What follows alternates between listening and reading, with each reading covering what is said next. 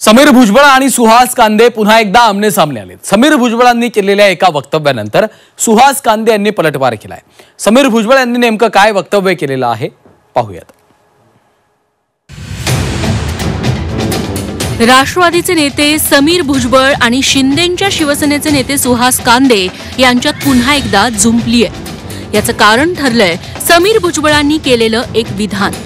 विधानसभेत दिलेला राजीनामा पक्षानं अजूनही स्वीकारला नसल्याचं वक्तव्य त्यांनी केलंय। त्यामुळे समीर भुजबळांना सुहास कांदेंविरोधात निवडणुकीच्या रिंगणात उतरवण्याचा अजित पवारांचाच निर्णय होता का असा सवाल आता उपस्थित होतोय।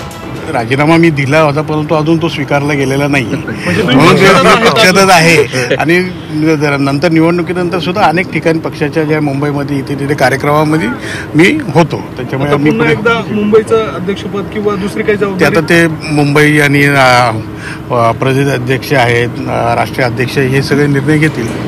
घोटाळे करून कमावलेले पैसे पचवण्यासाठी समीर भुजबळ दादांची हांजी करत असल्याचा आरोप सुहास कांदेंनी केलाय।